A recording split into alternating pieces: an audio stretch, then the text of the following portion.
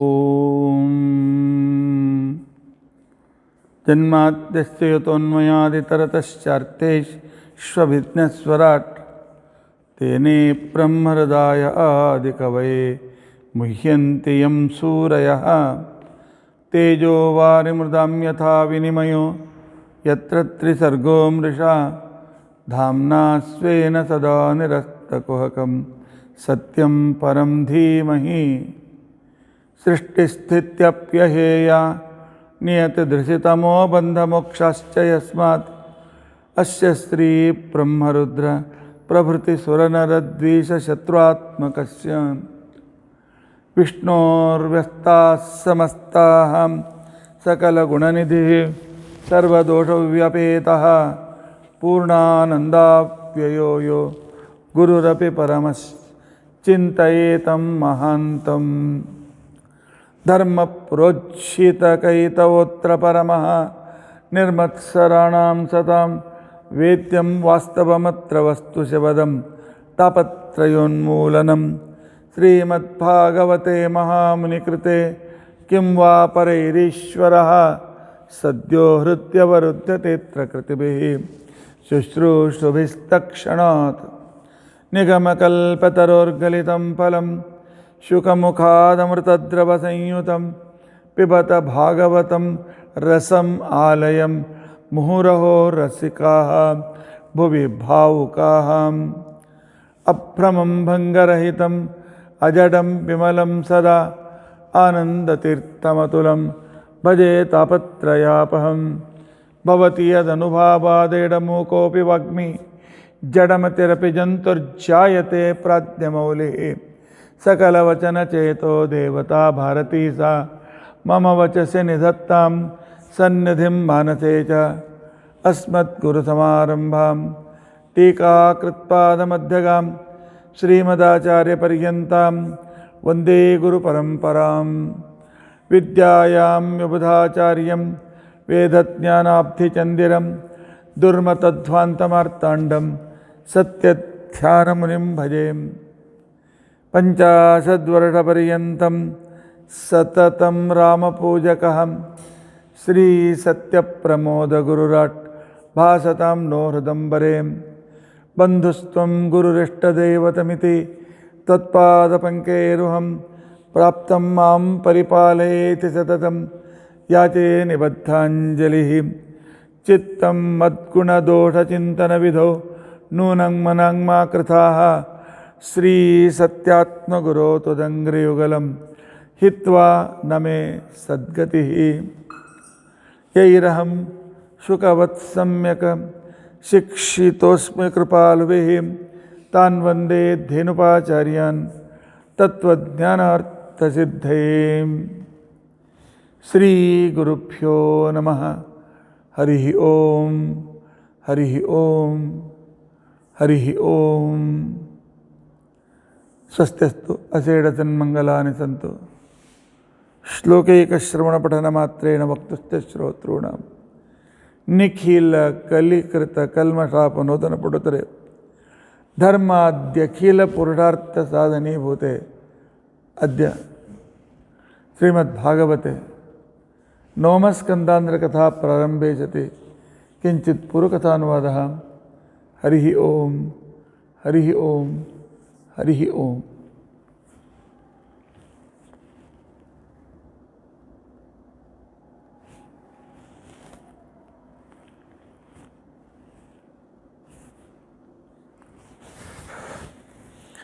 ಭಗೀರಥ ಪ್ರಯತ್ನವನ್ನು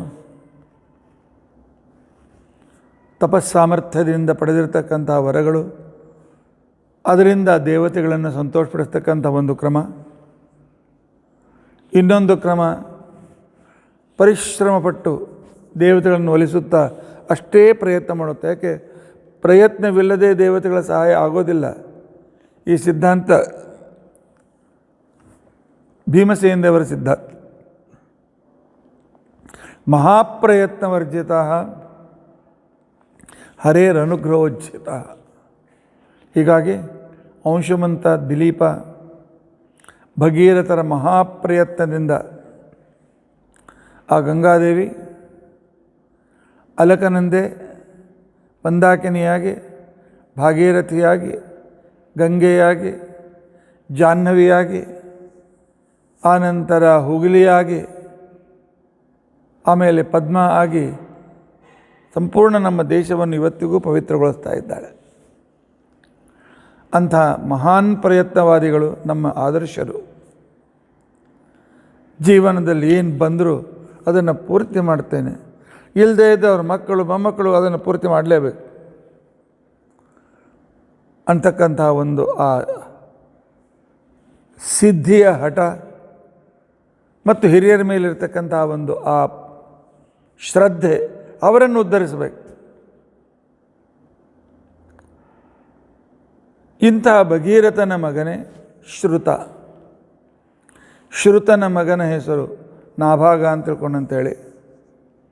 ಮನುವಿನ ಪುತ್ರ ನಾಭಾಗ ಬೇರೆ, ಇವನು ನಾಭಾಗ ಬೇರೆ. ಬಹುಶಃ ತಮ್ಮ ಪೂರ್ವಜರ ಹೆಸರನ್ನು ನೀವು ಇಟ್ಕೊಂಡಿರಬೇಕು. ಅವನ ಮಗನ ಹೆಸರು ಸಿಂಧುದ್ವೀಪ ಅಂತ ತಿಳ್ಕೊಂಡಂತೇಳಿ. ಅವನ ಮಗ ಅಯುತಾಯು. ಅಯುತಾಯುವಿನ ಮಗ ಋತುಪರ್ಣ. ಅದ್ಭುತ ಮ್ಯಾಥಮೆಟಿಷಿಯನ್.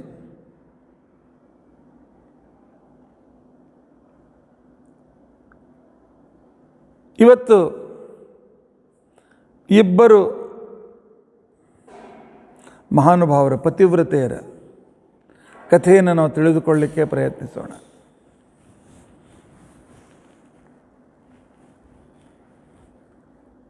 ಋತುಪರ್ಣ ರಾಜನ ಹತ್ತಿರ ಒಬ್ಬ ಅಶ್ವಶಾಲಾಧ್ಯಕ್ಷ ಸಾರಥಿ ಇದ್ದ. ಇರ್ತಕ್ಕಂಥ ಸಂದರ್ಭದಲ್ಲಿ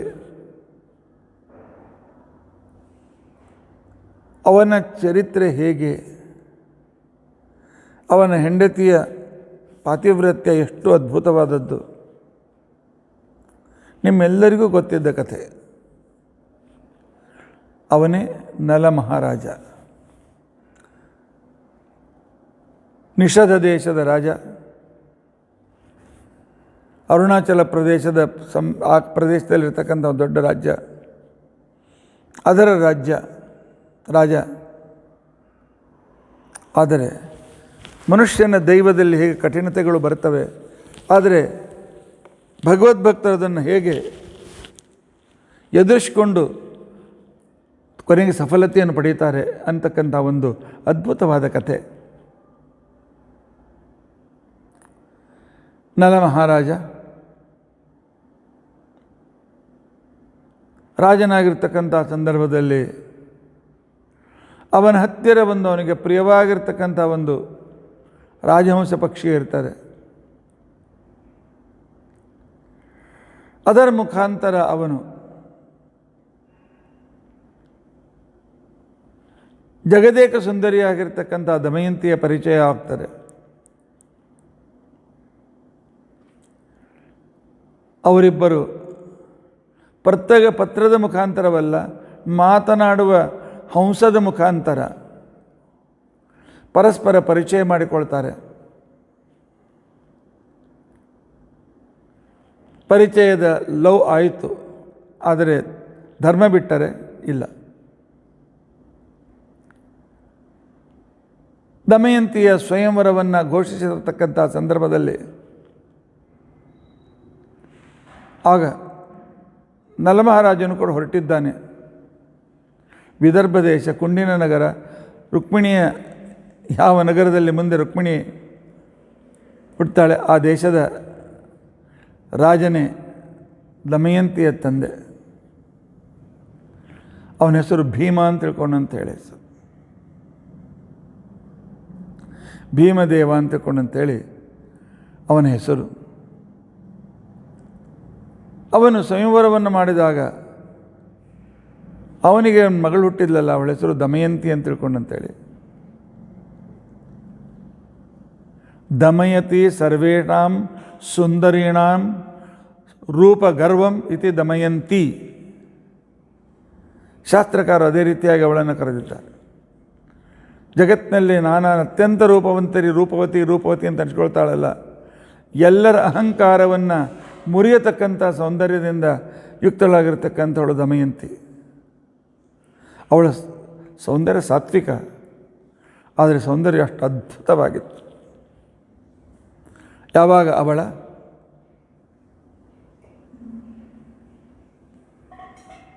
ಸೌಂದರ್ಯವನ್ನು ಸ್ವಯಂವರ ಘೋಷಿಸಲ್ಪಟ್ಟಿತ್ತು, ಆಗ ಅವಳನ್ನು ಮದುವೆ ಆಗುವುದಕ್ಕೋಸ್ಕರ ಇಂದ್ರ, ವರುಣ, ಅಗ್ನಿ, ವಾಯು ಅಂತ ತಿಳ್ಕೊಂಡು ಪ್ರಭಾವಾಯು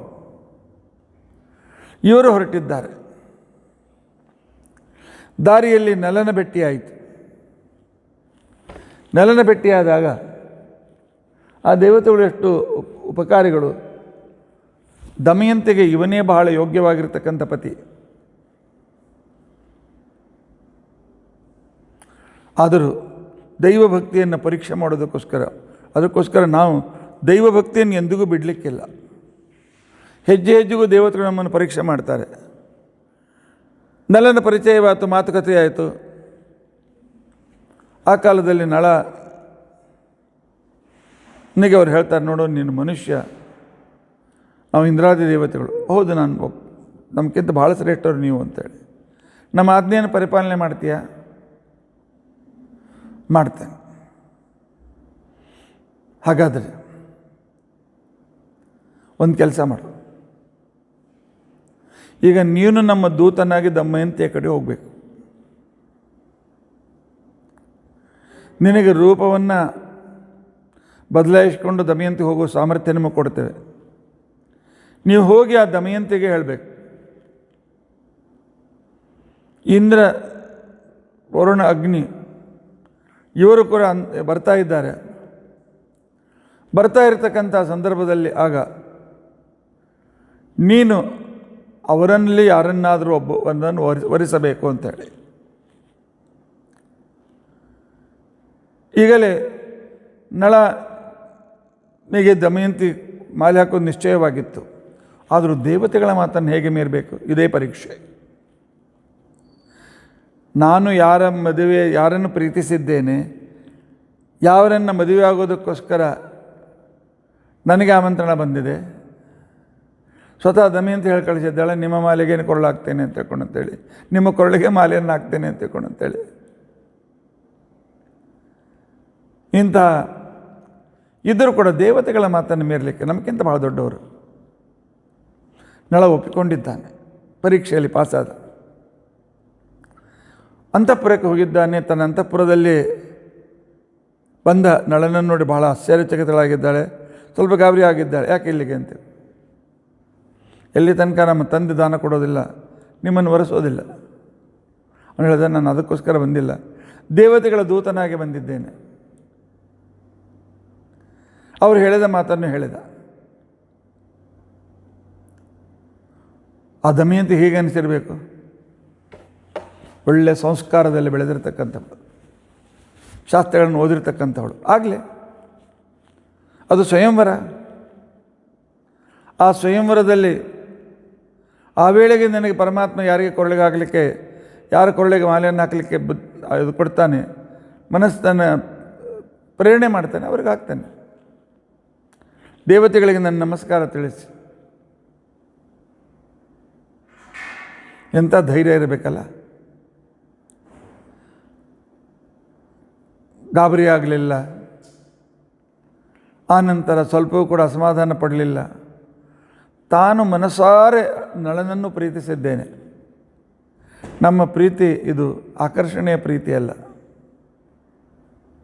ಈಗಾಗಲೇ ಮನಃಪೂರ್ವಕವಾಗಿ ಅವನನ್ನು ವರಿಸಿಯಾಗಿದೆ. ದೇವತೆಗಳು ಇದನ್ನು ತಪ್ಪದೇ ಅನುಮೋದಿಸುತ್ತಾರೆ ಅನ್ನೋ ಆತ್ಮವಿಶ್ವಾಸ ಅವಳಿಗೆ. ತಾನು ಮಾಡಿದ ನಿರ್ವ್ಯಾಜ ಪ್ರೀತಿಯ ಫಲ ನನಗೆ ಸಿಕ್ಕೇ ಸಿಗ್ತದೆ ಅಂತ ತಿಳ್ಕೊಂಡಂತೆ. ಆಗ ಸ್ವಯಂವರದಲ್ಲಿ ಎಲ್ಲರನ್ನ ದಾಟ್ತಾ ನಳನ ಹತ್ರ ಬರ್ತಾಳೆ. ನೋಡ್ತಾಳೆ, 5 ಜನ ಒಂದೇ ಸಮನಾಗಿ ನಳನಂತೆ ರೂಪ ತೆಗೆದುಕೊಂಡು ಕೂತ್ಕೊಂಡಿದ್ದಾರೆ. ಅವರಲ್ಲಿ ಒಬ್ಬರು ಹೇಳಿದರು, ಯಾರು ನಿಜವಾದ ನಿನ್ನ ನಳ? ಅವನ ಕೊರಳಿಗೆ ಮಾಲೆ ಹಾಕಿದರೆ ನಾವು ನಿಮಗೆ ಆಶೀರ್ವಾದ ಕೊಡ್ತೇವೆ. ಇಲ್ಲಿ ನಿನ್ನ ಮನಸ್ಸಿನ ಪ್ರೀತಿಯ ಯಾರನ್ನು ಮನಸಾರಿ ಪ್ರೀತಿಸಿದ್ದೀಯಲ್ಲ, ನಿನ್ನ ಪರೀಕ್ಷೆ. ಆ ಕಾಲದಲ್ಲಿ ನೋಡ್ತಾಳೆ, ದೇವರ ಸ್ವಲ್ಪವೂ ಅಂತರವಿಲ್ಲ. ಭಗವಂತನನ್ನು, ವಾಯುದೇವರನ್ನು ಸ್ಮರಣೆ ಮಾಡಿದ್ದಾಳೆ. ಇಂಥ ಸಂದರ್ಭದಲ್ಲಿ ಸಹಾಯ ಮಾಡತಕ್ಕಂಥವ್ರು ನೀವು ಮತ್ತು ಹಿರಿಯರಾದ ಇಂದ್ರ, ವರುಣ, ಅಗ್ನಿ ಇತ್ಯಾದಿ ದೇವತೆಗಳೇ, ನೀವೇ ಅನುಗ್ರಹ ಮಾಡಬೇಕು, ನಾನು ನನ್ನ ನಳನನ್ನು ಸರಿಯಾಗಿ ಗುರುತಿಸುವಂತೆ. ಆಗ ಹಿರಿಯರಿಂದ ಕೇಳಿದ್ದು ನೆನಪಿಗೆ ಬಂತು. ದೇವತೆಗಳ ಕೊರಳಲ್ಲಿಯ ಮಾಲೆ ಬಾಡೋದಿಲ್ಲ, ದೇವತೆಗಳಿಗೆ ನೆರಳು ಬೀಳುವುದಿಲ್ಲ, ದೇವತೆಗಳು ಭೂಸ್ಪರ್ಶ ಮಾಡೋದಿಲ್ಲ, ದೇವತೆಗಳು ಕಣ್ರೆಪ್ಪೆ ಹಾಕೋದಿಲ್ಲ. ಲಕ್ಷ ಕೊಟ್ಟು ನೋಡಿದ್ಲು, 4 ಜನರಲ್ಲಿ ಕಣ್ರೆಪ್ಪೆ ಬೀಳ್ತಾ ಇಲ್ಲ. ಅವರ ಮಾಲೆ ಇನ್ನೂ ಈಗ ಗಿಡದಿಂದ ತೆಗೆದಿದೆಯೋ ಅಂತಾಗಿದೆ. ಅದಕ್ಕಿಂತ ಸ್ವಲ್ಪ ಹಳೆದಾದಂತೆ ಕಾಣಿಸುವ ಮಾಲೆ. ಒಬ್ಬನದೇ ನೆರಳು ಬಿದ್ದಿತ್ತು. ಅರ್ಥ ಮಾಡಿಕೊಂಡಳು. ಇಂದ್ರಾದಿ ದೇವತೆಗಳನ್ನು ಪ್ರಾರ್ಥಿಸಿ ನಳನ ಕೊರಳಿಗೆ ಮಾಲೆಯನ್ನು ಹಾಕಿದ್ದಾಳೆ. ದೇವತೆಗಳು ತಮ್ಮ ರೂಪವನ್ನು ತೆಗೆದುಕೊಂಡು, ನಿನ್ನ ಪಾತಿವ್ರತ್ಯಕ್ಕೆ ನಾವು ಸಂಪೂರ್ಣವಾಗಿ ಅದನ್ನು ಅಭಿನಂದನೆ ಮಾಡ್ತೇವೆ, ಆಶೀರ್ವಾದ ಕೊಡ್ತೇವೆ, ನೀವಿಬ್ಬರು ಸುಖವಾಗಿರ್ರಿ ಅಂತ ತಿಳ್ಕೊಂಡು ಅಂತೇಳಿ ಆಶೀರ್ವಾದ ಮಾಡಿ ಅವರು ಹೊರಟೋಗಿದ್ದಾರೆ. ನಳ ದಮಯಂತಿಯರ ಮದುವೆ ಆಯಿತು. ವಿಜೃಂಭಣೆಯಿಂದ ತನ್ನ ಹೆಂಡತಿಯನ್ನು ತನ್ನ ಮನೆ ಕರೆದುಕೊಂಡು ಬಂದಿದ್ದಾಳೆ.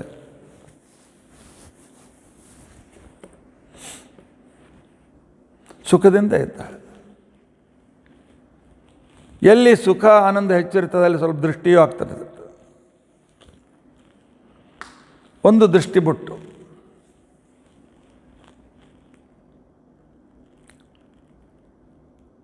ಅವನ ಚಿಕ್ಕಪ್ಪ, ಅವನ ಹೆಸರು ಪುಷ್ಕರ ಅಂತ ತಿಳ್ಕೊಂಡಂತೇಳಿ, ಅವನಿಗೆ ತನಗೆ ರಾಜ್ಯ ಸಿಗಬೇಕಾಗಿತ್ತು ಅಂತ ತಿಳ್ಕೊಂಡಂತ ಆಸೆ ಭಾಳ ಇತ್ತು. ಆದರೆ ಪ್ರಜೆಗಳು ನಳನ ಯೋಗ್ಯತೆ ನೋಡಿ ಇವನೇ ರಾಜನಾಗಲಿ ಅಂತ ತಿಳ್ಕೊಂಡಂತಂದರು. ಹೇಗಾದರೂ ಮಾಡಿ ತಾನು ರಾಜ್ಯವನ್ನು ಗಳಿಸಬೇಕು ಅಂತ ಹೇಳಿ ಪುಷ್ಕರನನ್ನು ದ್ಯೂತಕ್ಕೆ ಕರೆದಿದ್ದಾನೆ. ನಾನು ಪಾಂಡವರ ಸಂದರ್ಭದಲ್ಲಿ ಹೇಳಿದ ಮಾತು ನೆನಪಿಟ್ಟುಕೊಳ್ಳಿ. ದ್ಯೂತ ಆಗಿನ ಕಾಲದ ಒಂದು ಥರದ ಯುದ್ಧ. ದ್ಯೂತಕ್ಕೆ ಒಪ್ಪದೇ ಇದ್ದರೆ ದ್ವಂದ್ವ ಯುದ್ಧ, ಅದಕ್ಕೆ ಒಪ್ಪದೇ ಇದ್ದರೆ ಸಾಕ್ಷಾತ್ ಯುದ್ಧ. ಆದರೆ ನಳ ಇದು ತಾಮಸನ ಅವಾಯ್ಡ್ ಮಾಡ್ತಾ ಬಂದಿದ್ದಾನೆ. ಕೊನೆಗೆ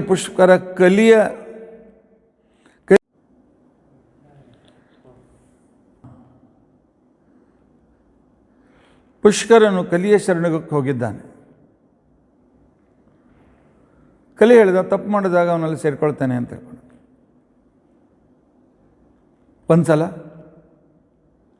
ನಳ ಮೂತ್ರ ವಿಸರ್ಜನೆಯನ್ನು ಮಾಡಿ ಅಲ್ಪಾಚಮನ ಅಂತ ನಾವು ಕರಿತೇವೆ, ಗೊತ್ತಾಗಲಿ ಅಂತೇಳಿ ಆ ಶಬ್ದ ಹೇಳಿದ್ದೆ. ಕೈಕಾಲುಗಳನ್ನು ತೊಳೆದುಕೊಳ್ಳದೆ ಹಿಂಬಡ ಪುರತ್ತೊಯ್ಬೇಕು. ಮನೆಯಲ್ಲಿ ಪ್ರವೇಶ ಮಾಡಿದ್ದಾನೆ. ಆಗಲೇ ಕಲಿ ಅವನನ್ನು ಪ್ರವೇಶಿಸಿದ್ದಾನೆ. ಶಾಸ್ತ್ರ ಪ್ರಕಾರ ಮನೆಯಲ್ಲಿ ಶೌಚಾಲಯ ಇರಬಾರ್ದು. ಫ್ಲ್ಯಾಟ್ ಸಿಸ್ಟಮ್ನಲ್ಲಿ ಅನಿವಾರ್ಯ. ಬಂಗ್ಲೋ ಟೈಪ್ನಲ್ಲಿ ಕೂಡ ಈಗ ಪ್ರಾರಂಭ ಮಾಡಿದ್ದಾರೆ. ಹೊರಗಡೆ ಪರವಾಗಿಲ್ಲ, ಪ್ರತ್ಯೇಕವಾಗಿ ಸ್ವಲ್ಪ ಏನಾದರೂ ವ್ಯವಸ್ಥೆ ಮಾಡಿ.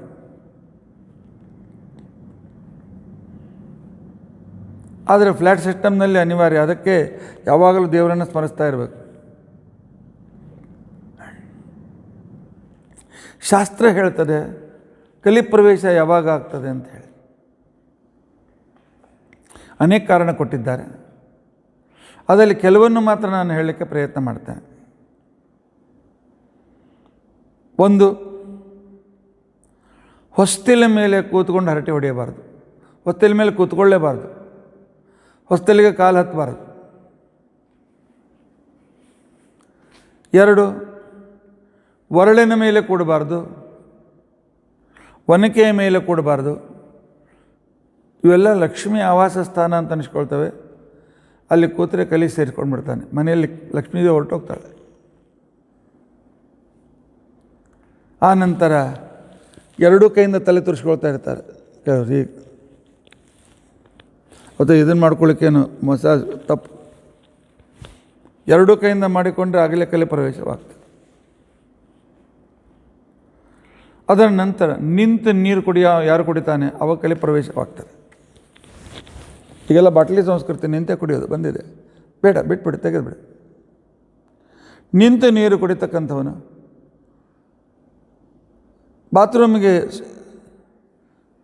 ತಾನು ಹೋಗಿ ಬಂದ ನಂತರ ಕೈಕಾಲುಗಳನ್ನು ಚೆನ್ನಾಗಿ ತೊಳೆದುಕೊಳ್ಳಬೇಕು. ಆಗ ಕಲಿ ಪ್ರವೇಶವಾಗುವುದಿಲ್ಲ. ಕೈಕಾಲುಗಳನ್ನು ತೊಳೆಯದೇ ಊಟಕ್ಕೆ ಕುಳಿತುಕೊಂಡ್ರೆ ಕಲಿ ಪ್ರವೇಶವಾಗ್ತಾರೆ. ಸೂರ್ಯೋದಯದ ವೇಳೆಯಲ್ಲಿ ಅವನು ಮಲ್ಕೊಂಡಿರ್ತಾನೆ, ಸೂರ್ಯಾಸ್ತದ ವೇಳೆಯಲ್ಲಿ ಅವನು ಮಲ್ಕೊಂಡಿರ್ತಾನೆ, ಅವನಲ್ಲಿ ಕಲಿ ಪ್ರವೇಶವಾಗ್ತದೆ. ಆನಂತರ ಯಾವನು ದೊಡ್ಡವರ ಎದುರಿಗೆ ತನ್ನನ್ನು ಹೊಗಳಿಕೊಳ್ತಾನೆ ಅವನಲ್ಲಿ ಕಲಿ ಪ್ರವೇಶವಾಗ್ತದೆ. ಹಿರಿಯರ ಇನ್ನೊಬ್ಬರ ನಿಂದೆಯನ್ನು ಅವನು ಮಾಡ್ತಾನೆ ಅಂಥವನಲ್ಲಿ ಕಲಿ ಪ್ರವೇಶವಾಗ್ತದೆ. ಆನಂತರ ಯಾವನು ಆಲಸಿಯಾಗಿರ್ತಾನೆ ಅವನಲ್ಲಿ ಕಲಿ ಪ್ರವೇಶವಾಗ್ತದೆ. ಯಾವನು ನಿರುದ್ಯೋಗಿಯಾಗಿ ಖಾಲಿ ಮನೆಯಲ್ಲಿ ಕೂತ್ಕೊಳ್ತಾನೆ, ನಾನು ಕೆಲಸ ಮಾಡೋಕ್ಕೆ ಆಗೋದಿಲ್ಲ ಅಂತ ತಿಳ್ಕೊಂಡು ಅಂಥೇಳಿ ಅವನಲ್ಲಿ ಕಲಿ ಪ್ರವೇಶವಾಗ್ತದೆ. ಇನ್ನು ಯಾರು ಜೂಜಾಟವನ್ನು ಆಡ್ತಾರೆ, ಆನಂತರ ಯಾರು ಪುಕ್ಕಟೆ ದುಡ್ಡು ಬರಲಿ ಅಂತ ತಿಳ್ಕೊಂಡು ಅಂತೇಳಿ ತಪ್ಪದ ಲಂಚ ತೆಗೆದುಕೊಳ್ತಾರೆ, ಶೇರ್ ಮಾರ್ಕೆಟ್, ಇವೆಲ್ಲ ಕಲಿಯ ವಿಶೇಷವಾಗಿರ್ತಕ್ಕಂತಹ, ಅದರ ಜೊತೆಗೆ ಸ್ವವರ್ಣಾಶ್ರಮೋಚಿತವಾದ ಧರ್ಮಾಚರಣೆಯನ್ನು ಅವನು ಮಾಡೋದಿಲ್ಲ. ಸ್ವಲ್ಪ ಆದರೂ ಎಷ್ಟು ಮಿನಿಮಮ್ ಆದರೂ ಮಾಡಬೇಕು. ಇಷ್ಟೆಲ್ಲ ಜನರಲ್ಲಿ ಕಲಿ ಪ್ರವೇಶವಾಗ್ತದೆ. ಕಲಿ ಪ್ರವೇಶವಾಗ್ತದೆ ಅಂತ ತಿಳ್ಕೊಂಡ್ರೆ ಏನು? ಕೆಲಸಗಳಲ್ಲಿ ಅಪಜಯ ಸಿಗ್ತದೆ, ಆಗುವ ಕೆಲಸ ಆಗೋದಿಲ್ಲ, ತಪ್ಪು ವಿಚಾರಗಳು ಬರ್ತದೆ, ಮನುಷ್ಯನು ಕೆಟ್ಟ ದಾರಿಗೆ ಹೋಗುವುದು ಸುಲಭವಾಗ್ತದೆ, ಅಭಕ್ಷ್ಯ ಭಕ್ಷಣ ಅಪೇಯಪಾನಗಳಿಗೆ ಮನಸ್ಸು ಆಕರ್ಷಿತವಾಗ್ತದೆ, ದೇವರ ಪೂಜೆ ಸಂಧ್ಯಾವಂದನಾದಿಗಳಲ್ಲಿ ಒಂಥರದ ತಿರಸ್ಕಾರ ಬರ್ತದೆ, ಇಗ್ನೋರೆನ್ಸ್. ಒಟ್ಟು ದೈವೀ ಕಾರ್ಯದಿಂದ ಆ ವ್ಯಕ್ತಿ ದೂರ ಹೋಗ್ತಿಲಿಕ್ಕೆ ಪ್ರಾರಂಭ ಮಾಡ್ತಾನೆ. ಇದೇ ವೇಳೆ ಅಂತ ತಿಳ್ಕೊಂಡು ಅಂತೇಳಿ ಪುಷ್ಕರ ಅವನನ್ನು ದ್ಯೂತಕ್ಕೆ ಕರೆದು ಈ ಸಲ ಒಪ್ಕೊಳ್ತಾನೆ, ಕಲಿ ಪ್ರವೇಶವಾಗಿತ್ತು. ತನ್ನ ರಾಜ್ಯವನ್ನು ಕೋಶವನ್ನು ಎಲ್ಲ ಕಳೆದುಕೊಳ್ತಾನೆ. ಪುಷ್ಕರ ಹೇಳ್ತಾನೆ, ಎಲ್ಲ ಕಳೆದುಕೊಂಡಿದ್ದು ಹೇಳಿನ, ಉಟ್ಟ ಬಟ್ಟೆ ಮೇಲೆ ನೀವು ಗಂಡ ಹೆಂಡತಿ ಹೊರಗೆ ಬೀಳಿ ಅಂತ. ಆಗ ಇಂದ್ರಸೇನ ಮತ್ತು ಇಂದ್ರಸೇನೆ ಅಂತ ತಿಳ್ಕೊಂಡು ಅಂತೇಳಿ ಇಬ್ಬರು ಮಕ್ಕಳಿರ್ತಾರೆ, ಇಬ್ಬರು ಅವಳಿ ಜವಳಿಗಳು. ಅವರನ್ನು ದಮಯಂತಿ ಯಾವಾಗ ನಳ ಸೋಲಿಗೆ ಪ್ರಾರಂಭ ಮಾಡಿದ ಅದನ್ನು ಗೊತ್ತಾಯಿತು, ಆಗಲೇ ಅವರನ್ನು ರಥದಲ್ಲಿ ಕೂಡಿಸಿ ವಿಶ್ವಾಸಿಕರ ಜೊತೆಯಲ್ಲಿ ತನ್ನ ತವರು ಮನೆ ಕಳಿಸ್ಬಿಡ್ತಾಳೆ. ಆಯ್ತು, ಇಬ್ಬರು ಹೊರಟಿದ್ದಾರೆ ಕಾಡಿನಲ್ಲಿ. ಇವನ ಮೇಲಿನ ಉತ್ತರೀಯ ವಸ್ತ್ರವೂ ಕೂಡ ಇಲ್ಲ, ಉಟ್ಟ ಒಂದೇ ಬಟ್ಟೆ. ಅವಳು ಉಟ್ಟ ಸೇರಿಯಲ್ಲೇ ಆಭರಣ ಗಿಭರಣ ಎಲ್ಲ ದ್ಯೂತಲ್ಲಿ ಹೋಗಿಬಿಟ್ಟಿತ್ತು. ಹೊರಟಿದ್ದಾರೆ. ಯಾವ ದಮಯಂತಿಯನ್ನು ಎಂದೂ ಸೂರ್ಯ ನೋಡಿರಲಿಲ್ಲ, ಗಾಳಿ ನೋಡಿರಲಿಲ್ಲ. ತಾತ್ಪರ್ಯ ಅಷ್ಟು, ಯಾವಾಗಲೂ ಸುರಕ್ಷಿತವಾದ ಅಂತಃಪುರದಲ್ಲಿರ್ತಕ್ಕಂಥವಳು. ಹೊರಟಿದ್ದಾರೆ. ಹೀಗೆ ನಡ್ತಾ ಹೋಗಿದ್ದಾರೆ. 2 ದಿವಸ ಆಯಿತು, ಊಟಕ್ಕೆ ಏನು ಸಿಗಲಿಲ್ಲ. 2 ದಿವಸ, 3ನೇ ದಿವಸ ಭಯಂಕರ ಹಸಿವೆಯಾಗಿದೆ. ಏನು ಮಾಡಬೇಕು? ಎಲ್ಲೇ ಆಹಾರ ತೆಗೆದುಕೊಳ್ಬೇಕು? ಕ್ಷತ್ರಿಯರು ಎಷ್ಟಾದರೂ ಮಾಂಸಾಹಾರಿ, ಏನಾದರೂ ಪ್ರಾಣಿ ಸಿಗ್ತದೆ ಅನ್ನೋದು ನೋಡ್ತಾ ಇದ್ದ. ಅಷ್ಟರಲ್ಲಿ ಹತ್ತಿರದಲ್ಲಿ ಗಿಡದಿಂದ ಕೆಳಗೆ 8-10 ಹಕ್ಕಿಗಳು ಕೆಳಗಿನಿಂದ ಹಾರ್ತಾ ಇವೆ, ತಮ್ಮ ಹತ್ರ ಬರ್ತಾ ಇವೆ. ಹಿಡಿಬೇಕು ಒಂದು ಕೈಗೆ ಹೇಗೆ ಸಿಗ್ತದೆ? ನಳ ಉಟ್ಟ ಬಟ್ಟೆಯನ್ನೇ ತೆಗೆದ, ತೆಗೆದು ಆ ಕಾಲದಲ್ಲಿ ಆ ಆ ಹಕ್ಕಿಯ ಮೇಲೆ ಹೀಗೆ ಹಾಕಿ ಹಿಂಗೆ ಹಿಡಿದು ತಗೋಬೇಕು ಅಂತೇಳಿ ಒಂದೆರಡು ಸಿಗ್ತಾವೆ ಅಂತಂದ ಕ್ಷಣಕ್ಕೇನೆ ಅವು ಹಕ್ಕಿಗೆ ಜೋರು ಮಾಡಿದ್ದು ಕೈ ದಾಡಿ ಹೊತ್ತು ಬಟ್ಟೆ ಅವ್ರ ಜೊತೆಗೆ ಹೋಗ್ಬಿಡ್ತು.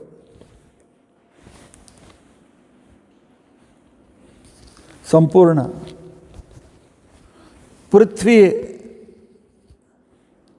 ಪೃಥ್ವಿಗೆ ಮಾಲೀಕನಾಗಿರ್ತಕ್ಕಂಥ ನಳ ನಿರ್ವಸ್ತ್ರನಾಗಿದ್ದ.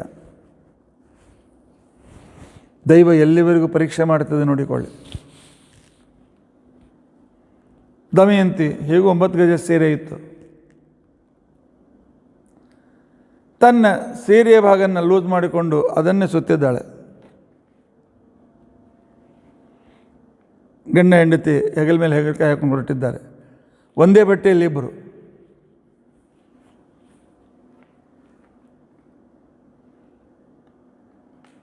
ದಣಿದು ಮಲಗಿದ್ದಾರೆ. ಮಧ್ಯರಾತ್ರಿ ನಳ ವಿಚಾರ ಮಾಡ್ತಾನೆ, ನಾನು ದೌರ್ಭಾಗ್ಯ, ಭಾಗ್ಯಹೀನ. ನನ್ನ ಜೊತೆಯಲ್ಲಿದ್ಲು ಇವಳು ಕೂಡ ಅಷ್ಟೇ ಕಷ್ಟಪಡ್ತಾಳೆ, ದಮಯಂತಿಯು ಕೂಡ ಅಷ್ಟೇ ಕಷ್ಟಪಡ್ತಾಳೆ ಅಂತ ತಿಳ್ಕೊಂಡಂತೇಳಿ ಆಗ ಸಾವಕಾಶವಾಗಿ ಒಂದು ಚೂಪಾದ ಕಲ್ಲನ್ನು ತೆಗೆದುಕೊಂಡ. ಅವಳು ಬಹಳ ದಣಿದು ಗಾಢ ನಿದ್ರೆಯಲ್ಲಿದ್ಲು. ಸಾವಕಾಶವಾಗಿ ತನಗೂ ಮಧ್ಯದಲ್ಲಿರ್ತಕ್ಕಂಥ ಆ ಸೀರೆಯನ್ನು ಅರ್ಧ ಕತ್ತರಿಸಿದ್ದ. ತಾನು ಬೇರೆಯಾದ. ಉಳಿದ ಹೆಚ್ಚಿನ ಭಾಗವನ್ನು ಅವಳಿಗೆ ಮೇಲೆ ಹೊದಿಸಿ, ಪರಮಾತ್ಮ ನನ್ನ ಹೆಂಡತಿಯನ್ನು ಸಂರಕ್ಷಣೆ ಮಾಡು ಅಂತ ಪ್ರಾರ್ಥನೆ ಮಾಡಿ ಹೊರಟೇ ಬಿಟ್ಟಿದ್ದಾನೆ. ಬೆಳಗ್ಗೆ ನೋಡ್ತಾಳೆ, ನಳ ಕಾಣ್ತಾ ಇಲ್ಲ. ನಳ ನಾಥ ನಾಥ ನಾಥ ಅಂತ ತಿಳ್ಕೊಂಡಂಥೇಳಿ ಕಾಡೆಲ್ಲ ಹುಡುಕ್ತಾ ಇದ್ದಾಳೆ. ತಿರುಗ್ತಾ ಇದ್ದಾಳೆ. ಅಷ್ಟಲ್ಲಿ ದೊಡ್ಡ ಹೆಬ್ಬಾವು ಬಾಯಿ ತೆಗೆಯಿತು. ದಮಯಂತಿ ಇಲ್ಲೇ ಎಷ್ಟು ದೊಡ್ಡ ಹೆಬ್ಬಾವು. ಗಾಬರಿ ಆಗಿದ್ದಾಳೆ. ಪರಮಾತ್ಮ ಹೇಗೂ ನನ್ನ ಸಂರಕ್ಷಣೆ ಮಾಡು ಅಂತ ತಿಳ್ಕೊಂಡಂತೇಳಿ ಅನ್ನಷ್ಟು ಅಲ್ಲಿ ಒಂದು ದೊಡ್ಡ ಸರ್ರಂತಲೇ ಬಾಣ ಬಂತು. ಹೆಬ್ಬಾವಿ ಬಾವಿಯಲ್ಲಿ ಹೋಗಿ ತಿಳ್ಕೊಳ್ತು. ಆ ಗಾಯದಿಂದ ಅದು ಒಲಿ ಒದ್ದಾಡುತ್ತಾ ಬದಿಗೆ ಹೋಗ್ಬಿಡ್ತು. ಯಾವನೋ ಒಬ್ಬ ಬೇಡ.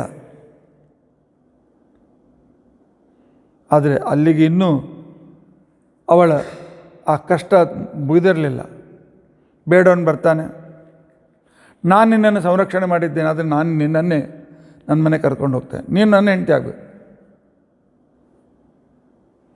ಏನೋ ಬಾವಿಯಲ್ಲಿ ಬಿದ್ದವನು ಎಬ್ಬಿಸಿದ್ದಾನೆ ಅಂತಂದರೆ ಈಗ ಸಮುದ್ರದಲ್ಲಿ ಬಿದ್ದಂತೆ ಆಯಿತು. ಮನಸ್ಸಿನಲ್ಲಿ ಪ್ರಾರ್ಥನೆ ಮಾಡಿಕೊಂಡಿದ್ದಾಳೆ, ಪರಮಾತ್ಮ ಯದ್ಯಹಂ ನೈಷಧಾದನ್ಯಂ. ಇಷ್ಟು ವಿಸ್ತಾರ ಕಥೆ ಭಾಗವತದಲ್ಲಿ ಬಂದಿಲ್ಲ. ನಾನು ಮಹಾಭಾರತ ಕಥೆಯನ್ನು ಜೋಡಿಸಿಕೊಂಡು ಹೇಳ್ತಾ ಇದ್ದೇನೆ. ಈ ಶ್ಲೋಕ ಎಲ್ಲ ಮಹಾಭಾರತದ ಶ್ಲೋಕಗಳು. ಯದ್ಯಹಂ ನೈಷಧಾದನ್ಯಂ ಮನಸಾಪಿ ನ ಚಿಂತೆಯೇಂ ತಥಾಯಂ ಪತತಾಂ ಕ್ಷುದ್ರ ಪರಾಸುರ ಮೃಗಜೀವನ. ನಾನು ನಳನನ್ನು ಬಿಟ್ಟು ಮನಸ ಯಾರನ್ನೂ ನೆನೆಸದೇ ಇದ್ದದ್ದನ್ನು, ಯಾರ ಬಗ್ಗೆಯೂ ನನ್ನ ಮನಸ್ಸಿನಲ್ಲಿ ವಿಕೃತ ಭಾವನೆಯನ್ನು ಪಡದೆ ಇರ್ತಕ್ಕಂಥದ್ದು ಸತ್ಯವಾಗಿದ್ದರೆ ನನ್ನ ಪಾತಿವ್ರತ್ಯದಿಂದ ಈ ಬೇಡದವನು ಸತ್ತೋಗಲಿ, ನನ್ನಿಂದ ದೂರ ಹೋಗಲಿ ಅಂತ ತಿಳ್ಕೊಂಡಂತೇಳಿ ಭಗವಂತನ ಪ್ರಾರ್ಥನೆ ಮಾಡಿದ್ದಾಳೆ. ಆ ಪ್ರಾರ್ಥನೆಯ ಆದಾಕ್ಷಣಕ್ಕೇನೆ ಅವನು ಕೆಳಗೆ ಬಿದ್ದು ಸತ್ತು ಹೋಗ್ಬಿಟ್ಟಿದ್ದಾನೆ. ಪತಿವ್ರತೆಯ ಮಹಾತ್ಮೆ ಹೀಗಿರ್ತದೆ. ಪತಿಯನ್ನೇ ದೇವರು ಅಂತ ತಿಳಿದುಕೊಂಡು, ದೇವರೇ ಸರ್ವೋತ್ತಮ, ಯಾರೂ ಇಲ್ಲ ಅಂತ ತಿಳ್ಕೊಂಡಂತ ಅನನ್ಯ ಚಿಂತನೆ ಮಾಡಿದರೆ ಯೋಗಕ್ಷೇಮಂ ವಹಾಮ್ಯಂ ಅಂತ ತಿಳ್ಕೊಂಡಂತೇಳಿ ಪರಮಾತ್ಮ ಹೇಳಿದ್ದಾನೆ. ಯೋಗಕ್ಷೇಮವನ್ನು ವಹಿಸಿದ್ದಾನೆ. ಹೀಗೆ ಮುಂದೆ ಹೊರಟಿದ್ದಾಳೆ ನಳ ನಳ ಅಂಥೇಳಿ. ಕೆಲವು ವ್ಯಾಪಾರಿಗಳು ಆ ದಾರಿಯಿಂದ ಹೊರಟಿದ್ದರು. ಅವ್ರ ಹತ್ರ ಹೋಗಿದ್ದೆ, ಬಂದು ಕೇಳಿದ್ರೆ, ಏನಮ್ಮ ಒಬ್ಬತ್ತನೇ ಬಂದಿದ್ದೆ, ಒಬ್ಬಳೇ ಬಂದಿದ್ದೆ, ಹೇಗೆ ಹಾಗೆ ಅಂತ. ಇಲ್ಲ, ಏನೋ ಬಂದೆ, ತಲೆ ತಿರುದಾಗಾಯಿತು, ಹೀಗೆ ಗೊತ್ತಾಗದೆ ಕಾಡಿನಲ್ಲಿ ಬಂದಿದ್ದೇನೆ, ನಿಮ್ಮ ಜೊತೆಯಲ್ಲಿ ಕರೆದುಕೊಂಡೋಗಿ ಯಾವುದಾದೊಂದು ರಾಜ್ಯದಲ್ಲಿ ನಾನು ಬಿಡಿ. ಅವರು ಚೇದಿ ದೇಶಕ್ಕೆ ಹೊರಟಿದ್ದರು. ಚೇದಿ ದೇಶ ಅಂತಂದರೆ ಶಿಶುಪಾಲನ ಊರು. ರಾಜಸ್ಥಾನ್ ಮತ್ತು ಯು ಪಿ ಬಾರ್ಡರ್. ಈಗೇನು ರೈತರ ಸಿಂಧು ಬಾರ್ಡರು ಇತ್ಯಾದಿಗಳಂತಾರೆ, ಯಾವುದೋ ಒಂದು ಬಾರ್ಡರ್, ಅದಕ್ಕೆ ಸ್ವಲ್ಪ ಮುಂದೆ. ಇಂಥ ಸ್ಥಳದಲ್ಲಿ ಆವಾಗ ಚೈದಿ ದೇಶ, ಆ ಚೈದಿ ದೇಶಕ್ಕೆ ಬಂದಿದ್ದಾರೆ. ರಾಜನ ಹೆಂಡತಿ ಸುನಂದ ಅಂತ ತಿಳ್ಕೊಂಡಂತೇಳಿ ಅವಳಿಗೆ ಹೇಳಿದ್ದು, ಅವಳು ಅನಾಥ ಹೆಣ್ಮಗಳು ನಮಗೆ ಕಾಡಿನಲ್ಲಿ ಸಿಕ್ಕಿದ್ದಾಳೆ, ಇವಳನ್ನು ನಿಮ್ಮ ದಾಸಿಯಾಗಿ ಇಟ್ಕೊಂಡ್ರೆ ಅವಳಿಗೂ ರಕ್ಷಣೆ ಸಿಗ್ತದೆ, ನಿಮಗೂ ಅನುಕೂಲ ಆಗ್ತದೆ ಅಂತ ತಿಳ್ಕೊಂಡಂತೆ. ಹಾಗೆ ಹೇಳಿದಾಗ ಆಗಲಿ ಅಂತ ತಿಳ್ಕೊಂಡಂತೇಳಿ ಸುನಂದ ಭಾಳ ಒಳ್ಳೆಯವಳು ಒಪ್ಕೊಂಡಿದ್ದಾಳೆ. ಆದರೆ ಗೊತ್ತಿಲ್ಲದಂತೆ ಅವಳು ಚಿಕ್ಕಮ್ಮ ಆಗಬೇಕು, ಸೋದರ ಯಾವುದು ಅಬುಚಿ ಆಗಬೇಕು, ಈ ಕಡೆ ಮಾಂಶಿ, ಅವಳ ತಾಯಿಯ ತಂಗಿ ಆಗಬೇಕು. ಅವಳು ಸಣ್ಣ ಕೂಸದಾಗ ನೋಡಿದ್ದಾಳೆ, ನೆನಪಿಲ್ಲ, ದೊಡ್ಡ ರಾಣಿ ಆಗಿದ್ದಾಳೆ ಅಂತ ಎಲ್ಲಾಕೆ ಬರ್ತಾಳೆ ಅಂತ ಕಲ್ಪನೆ ಕೂಡ ಬರಲಿಲ್ಲ ಅವಳಿಗೆ. ಆಗಲಿ ಇಟ್ಕೋ ನಾನು ನಿನ್ನ ಅಂಥೇಳಿ. ಆಗ ಅವಳು ಹೇಳ್ತಾಳೆ, ನಿನಗೇನು ಕೆಲಸ ಬರ್ತದೆ ಹೇಳು ಅಂತ ತಿಳ್ಕೊಂಡಂತೇಳಿ. ಆ ಕಾಲದಲ್ಲಿ ಇವಳು ಹೇಳ್ತಾಳೆ, ದಮಯಂತಿ ಹೆಸರು ಹೇಳೋದಿಲ್ಲ, ಬೇರೆ ಏನು ಹೆಸರು ಹೇಳ್ತಾಳೆ, ನನಗೆಲ್ಲ ಕೆಲಸ ಬರ್ತದೆ, ಆದರೆ 4 ಕೆಲಸ ನೀನು ನನಗೆ ಹೇಳಬಾರ್ದು. ಉಚ್ಛಿಷ್ಟಂ ನೈವ ಭುಂಜೀಯಾಂ, ಯಾರ ಎಂಜಲ ನಾನು ತಿನ್ನೋದಿಲ್ಲ. ಈಗ ಹೋಟೆಲ್ಗೆ ಹೋಗಿ ಎಲ್ಲರೂ ಎಂಜಲ್ ತಿಂದು ಬಂದಿರ್ತೇವೆ, ನಾನು ಎಂದೂ ಹೋಗಲಿಲ್ಲ. ನ ಕುರ್ಯಾಂ ಪಾದಧಾವನಂ, ಯಾರ ಪಾದವನ್ನು ನಾನು ತೊಳೆಯೋದಿಲ್ಲ. ಯಾಕೆ ಇವಳು ಚಕ್ರವರ್ತಿ ಹೆಂಡತಿ, ಅವರಿಗೂ ಕೂಡ ಒಂದು ನಿಯಮ, ಪ್ರೋಟೋಕಾಲ್ ಇವೆ. ಮತ್ತು ಪತಿವ್ರತೆ ಇದೇ ರೀತಿಯಾಗಿ ಗಂಡನ ಬಿಟ್ಟು ಯಾರ ಕಾಲನ್ನು ತೊಳೆಯಲಿಕ್ಕಿಲ್ಲ. ಗಂಡ ತೊಳೆಯುವಾಗ ನೀರು ಹಾಕ್ಬೋದು. ನ ಚಾಯಂ ಪುರುಷೈರ್, ಇನ್ನು ಬೇರೆ ಪುರುಷರ ಜೊತೆಗೆ ನಾನು ಸರ್ವಥಾ ಮಾತನಾಡೋದಿಲ್ಲ. ಯಾವ ಪುರುಷರ ಜೊತೆಗೆ ನಾನು ಮಾತನಾಡೋದಿಲ್ಲ. ಅವರ ಏನಾದರೂ ಕೆಲಸ ಅಂತ ನನ್ನನ್ನು ಕಳಿಸ್ಬೇಡ. ಈ 4 ಬಿಟ್ಟು ನನಗೇನು ಬೇಕಾದ ಕೆಲಸ ಹೇಳಿದ್ರೆ ನಾನು ಮಾಡ್ತೇನೆ ಅಂತ ತಿಳ್ಕೊಂಡಂತೆ ಕೆಲಸವನ್ನು ಮಾಡ್ತಾಯಿದ್ದಾಳೆ. ಈ ಕಡೆಗೆ ಯಾವಾಗ ಮೊಮ್ಮಕ್ಕಳು ತಮ್ಮ ಊರಿಗೆ ಮುಟ್ಟಿದರು, ನಳ ದಮಯಂತಿ ರಾಜ್ಯ ಕಳೆದುಕೊಂಡು ಕಾಡಿಗೆ ಹೋಗಿದ್ದಾರೆ ಅಂತ ತಿಳ್ಕೊಂಡಂತೇಳಿ ತಿಳಿದಾಕ್ಷಣಕ್ಕೇನೆ ತನ್ನ ಮಗಳನ್ನು ಹುಡುಕಿಸುವುದಕ್ಕೋಸ್ಕರ ಅತ್ಯಂತ ತಮ್ಮ ಕುಲಪುರೋಹಿತರು, ಭಾಳ ಒಳ್ಳೆಯವರು, ಅವರನ್ನು ಕಳಿಸಿಕೊಟ್ಟಿದ್ದಾನೆ ಭೀಮನ್ ಮಹಾರಾಜ. ನನ್ನ ಮಗಳಲ್ಲಿದ್ದಾರೆ, ಹುಡ್ಕೊಂಡು ಬನ್ನಿ ಅಂತ ತಿಳ್ಕೊಂಡಂತೇಳಿ.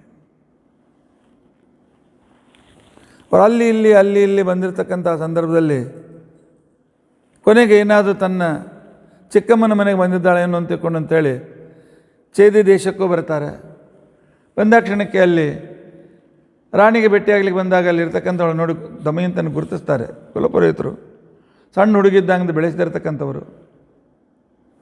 ಕೊನೆಗೆ ನಡೆದ ಕಥೆಯನ್ನು ಹೇಳಿದ ಕ್ಷಣಕ್ಕೇನೆ ಆಯಿತು, ನಳನನ್ನು ಹುಡುಕಿದ್ರೆ ಆಯ್ತು, ನೀನು ನಡಿ ಅಂತ ತಿಳ್ಕೊಂಡಂತೇಳಿ ದಮಯಂತಿ ತನ್ನ ತವ್ರ ಮನೆಯನ್ನು ಸೇರಿಕೊಂಡಿದ್ದಾಳೆ. ಆದರೆ ಎಲ್ಲಿ ನಳ ಉಪವಾಸ ಇರ್ತಾನೋ, ಎಲ್ಲಿದ್ದಾನೋ ಅಂತ ತಿಳ್ಕೊಂಡಂತೇಳಿ ಅತಿ ಆಗ್ರಹ ಮಾಡಿದಾಗ 1 ಎಡ್ತು ತಿಂತಾ ಇದ್ಲು. 24 ತಾಸು ನಳನ ಬಗ್ಗೆ. ಈ ಕಡೆಗೆ ನಳನ ಪರಿಸ್ಥಿತಿ ಏನಾಯಿತು, ದಮಯಂತಿಯನ್ನು ಬಿಟ್ಟು ಹೊರಟ. ಸ್ವಲ್ಪ ಮುಂದೆ ಹೋದ ಕ್ಷಣಕ್ಕೇನೆ ಅಲ್ಲಿ ದೊಡ್ಡ ಉರಿತಾ ಇತ್ತು. ಅದರ ಮಧ್ಯೆ ಒಂದು ಕರ್ಕೋಟಕ ಸರ್ಪ ಸಿಕ್ಕು ಬಿದ್ದಿತ್ತು.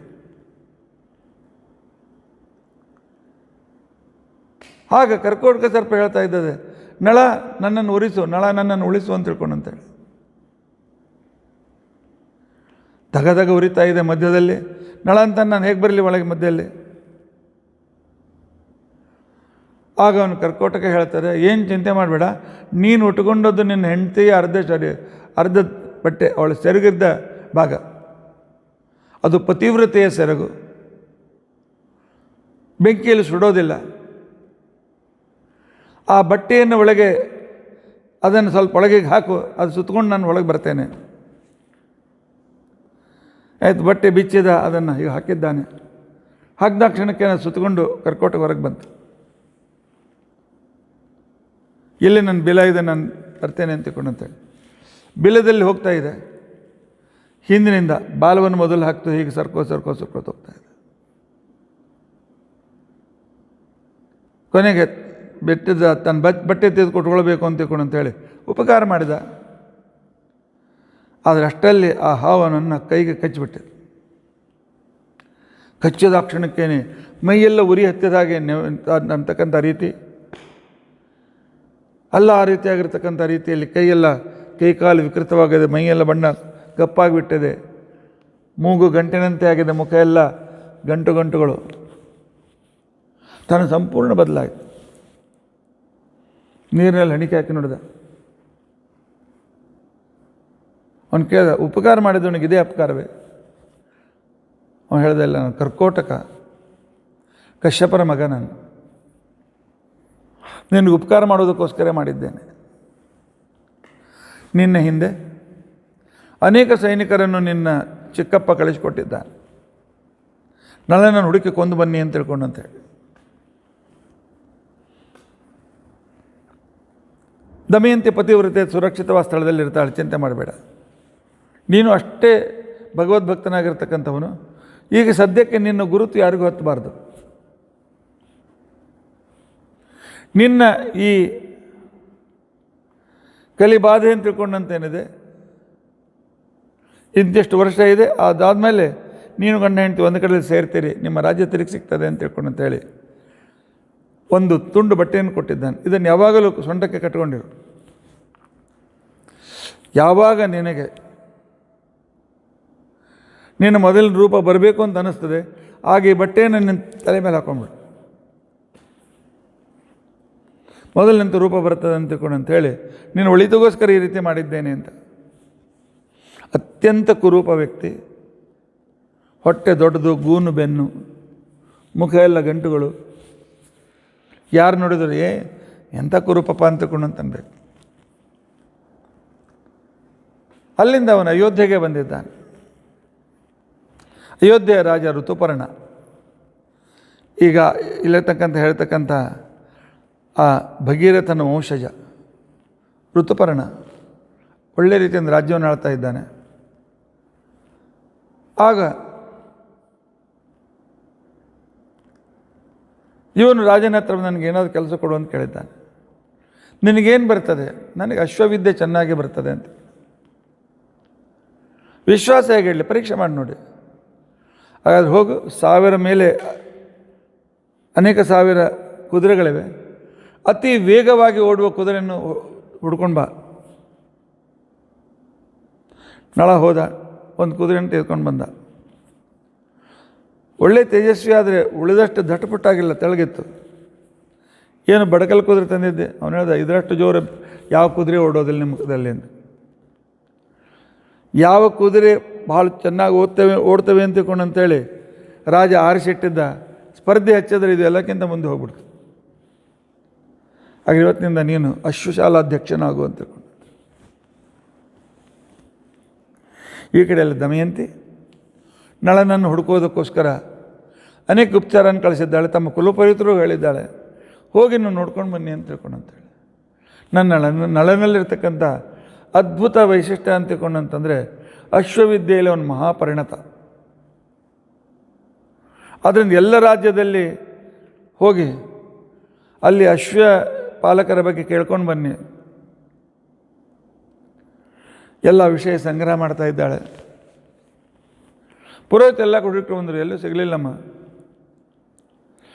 ಎಲ್ಲಿ ರಾಜನೂ ಕೂಡ ತಮ್ಮ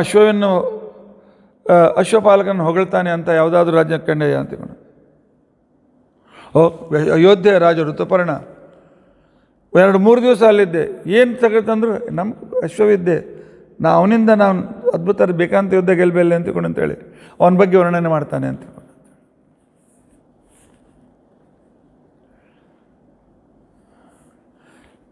ಹಾಗೆ ಹೇಗಿದ್ದಾನೆ ದಮಯಂತಿ ಕಲ್ಪನೆ ಕೂಡ ಮಾಡಬೇಡ, ನಳ ಆಗಲಿಕ್ಕೆ ಸಾಧ್ಯವೇ ಇಲ್ಲ. ಇಷ್ಟು ಕುರೂಪ, ಇಷ್ಟು ಇದು.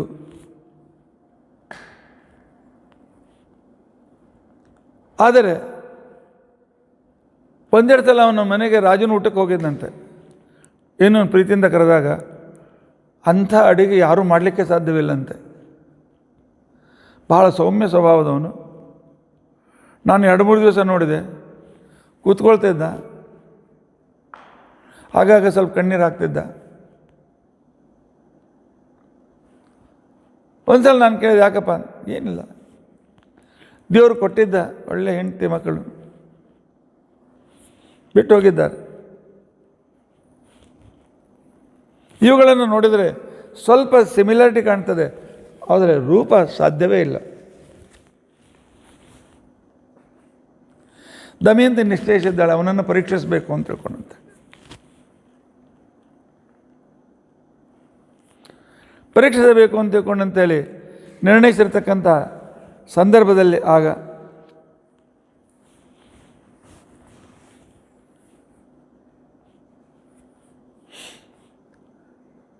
ಅವಳು ಕೇವಲ ಋತುಪರ್ಣ ರಾಜನಿಗೆ ವಿದರ್ಭದಿಂದ ಅಯೋಧ್ಯೆ ಏನೇ ಇದ್ದರೂ ಕುದುರೆಗೆ ಮೇಲಿಂದ ಬಂದರೂ ಕೂಡ 1.5 ದಿವಸ 2 ದಿವಸ ಬೇಕು. ನಾಳೆ ಬೆಳಗ್ಗೆ ಸ್ವಯಂವರ, ಹಿಂದಿನ ರಾತ್ರಿ ಸುದ್ದಿ ಮುಟ್ಟುವಂತೆ ಮಾಡಿದ್ದಾಳೆ.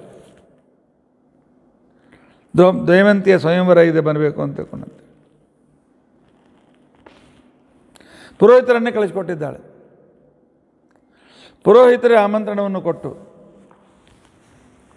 ಆ ಕಾಲದಲ್ಲಿ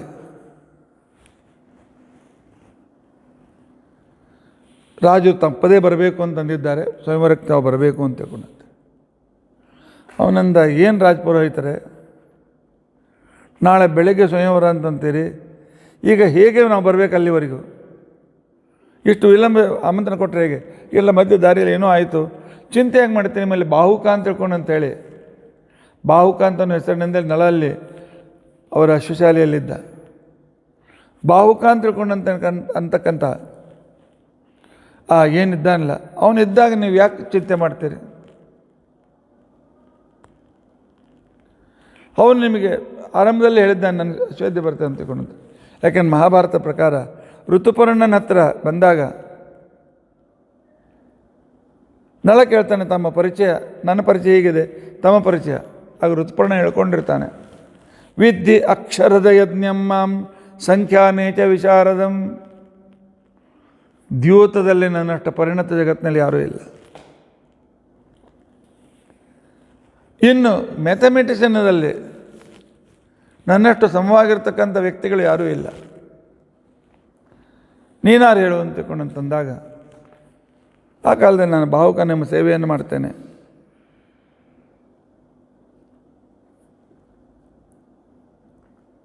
ನನಗೆ ನೀವು ಸ್ವಲ್ಪ ನೀವು ದ್ಯೂತ ವಿದ್ಯೆ ಕಲಿಸ್ಬೇಕು ನೋಡು, ನೀನು ನನಗೆ ಏನಾದ್ರು ಉಪಕಾರ ಮಾಡಿದಾಗ ನಾನು ಮಾಡ್ತೇನೆ ಅಂತ ರಾಜ ಹೇಳಿದ್ದ. ಭಾವುಕನನ್ನು ಕಳಿಸಿದ್ದಾನೆ. ದಮಯಂತಿ ಸ್ವಯಂವರವಂತೆ ನಾಳೆ ಬೆಳಗ್ಗೆ ಅಲ್ಲಿ ಮುಟ್ಟಬೇಕು. ಭಾವುಕಂದ ಅದೇನು ಮುಟ್ಟಿಸ್ತಾನೆ. ಅಶ್ವಾಲಯದಲ್ಲಿ ಅಂಥ ಒಳ್ಳೆಯ ಕುದುರೆಗಳಿವೆ. ಪುರೋಹಿತ ತಾನು ಹೊರಟೋಗ್ಬಿಟ್ಟಿದ್ದಾನೆ. ಈಡ್ ಕಡೆಗೆ ಋತುಪರ್ಣ ಹೇಗೆ ಅಂದುಕೊಂಡು ಇವನು ಆ ವಿಶಿಷ್ಟವಾದ ಕುದುರೆಯನ್ನು ಆರಿಸಿಕೊಂಡು ಬಂದು ರಥಕ್ಕೆ ಜೋಡಿಸಿದ್ದಾನೆ. ಆದರೆ ಬಾಹುಕ ಹೇಳಿದ್ದಾನೆ, ನಾನು ಇಷ್ಟು ವೇಗವಾಗಿ ನಡೆಸ್ತೇನೆಯಲ್ಲ, ನೀವು ಸ್ವಲ್ಪ ಗಟ್ಟಿ ಹಿಡ್ಕೊಂಡು ಕೊಡಬೇಕು ರಥ. ಇಷ್ಟೊಂದು ರಾಜರು ಅಲ್ಲಿ ಯಾರು ಬೀಳಬಾರ್ದು. ಆಯ್ತು, ಗಟ್ಟಿ ಹಿಡ್ಕೊಂಡು ಕೊಡ್ತೀನಿ, ಹೊರಡು. ವಾಯುವೇಗ ಇಷ್ಟು ಜೋರಾಗಿ ಓಡಲಿಕ್ಕೆ ಪ್ರಾರಂಭ ಆಯಿತು. ಒಂದು ಅರ್ಧ ಗಂಟೆ ಆಗಿತ್ತು. ಆ ಗಾಳಿಯಿಂದ ಅವನು ಉತ್ತರೀಯ ವಸ್ತ್ರ ಹಾರಿ ಹೋಗ್ಬಿಡ್ತು. ನಳ, ಬಾವುಕ ನಿಲ್ಲು ನಿಲ್ಲು ನಿಲ್ಲು ಅಂದಾಕ್ಷಣ ಅವನು ನಿಲ್ಲಿಸಿದ. ನಾನು ಉತ್ತರೀಯ ವಸ್ತ್ರ ಬಂದು ಹೋಗಿ ತೊಗೊಂಡ್ಬರ್ತೀನಿ ಅಂತಕೊಂಡು. ಅವನು ಹೇಳ್ದ ಸಿಗಂಗಿಲ್ಲ. ಯಾಕೆ, ಈಗಾಗಲೇ 60 ಮೈಲ್ ಮುಂದೆ ಬಂದಿದ್ದೇವೆ ಅಂತೇಳಿ. 1-2 ಕ್ಷಣದಲ್ಲಿ